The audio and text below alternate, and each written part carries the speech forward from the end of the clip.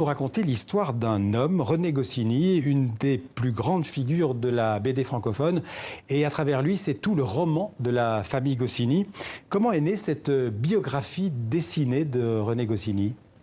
Eh bien, c'est tout simplement à une soirée, je rencontre Anne Goscinny qui me demande, ayant lu mes bandes dessinées, mes biographiques, comme je les appelle, sur des femmes, me demande de faire son père, ce qui est tout à fait légitime, puisque c'est le plus grand scénariste français, voilà, dont on connaît l'œuvre, les personnages légendaires, que ce soit Astérix, Lucky Luke ou le petit Nicolas qu'il a fait Exampé. Et je lui réponds non, parce que je travaille plutôt sur des portraits de femmes. Bon, ce à quoi elle ne peut rien répondre.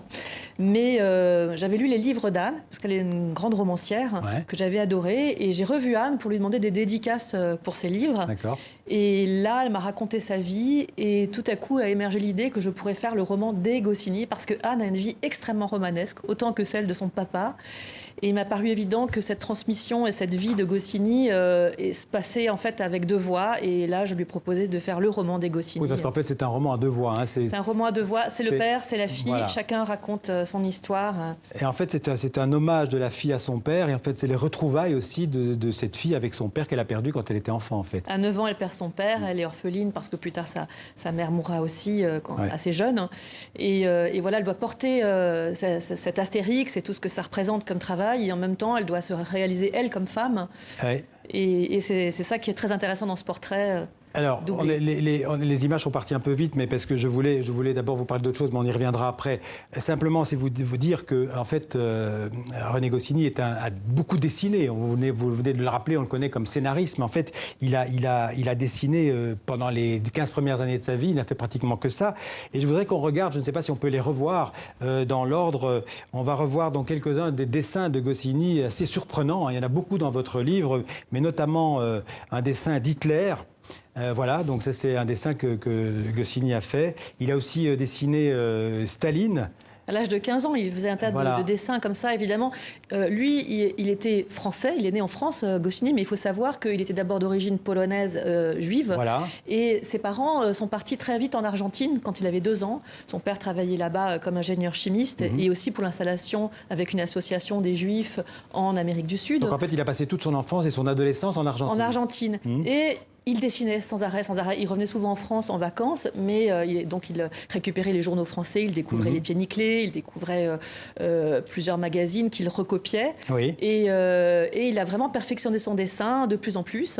Il a même créé un premier journal au lycée. Alors justement, le Quartier Latin, je pense qu'on a la couverture de ce journal, du Quartier Latin. Il y a aussi d'autres dessins qu'on a déjà aperçus tout à l'heure. Voilà, ça c'est la couverture du Quartier Latin, donc cette revue des anciens élèves du collège français de Buenos Aires. Oui, il venait juste de passer son bac et malheureusement à ce moment-là, son papa meurt d'une hémorragie cérébrale, certainement en lien avec les lettres qu'il recevait d'Europe où il savait que toute sa famille était raflée. Avait été exterminée dans les camps. Et voilà, ils sont décédés à Auschwitz, c'était absolument affreux.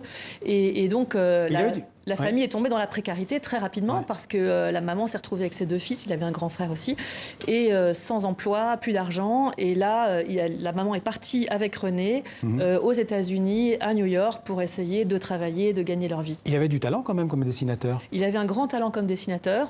Il n'était pas tout à fait à la mode de ce qui se passait à ce moment-là, surtout pas à New York, mais surtout, il a eu un certain manque de chance parce qu'il a rencontré très vite les génies du dessin. Alors, on va voir parce qu'entre-temps, il a aussi dessiné un personnage de détective, Dick Dix. Dick Dix, oui. Qu'il a donc créé, bien avant Astérix, bien avant Lucky Luke. Enfin, c'est pas lui qui a créé Lucky Luke, mais voilà. Dick Dix, qui est ce détective à l'allure assez américaine, en fait, qu'il a donc...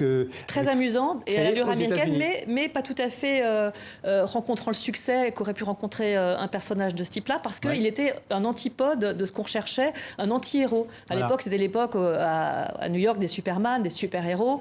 Et lui, il fait ce détective qui comprend rien, qui est toujours à côté, qui arrive après coup. Voilà pourquoi ça ne fonctionne pas à ce moment-là aux États-Unis. Qui va d'ailleurs être publié dans des journaux belges, le Dick Dix.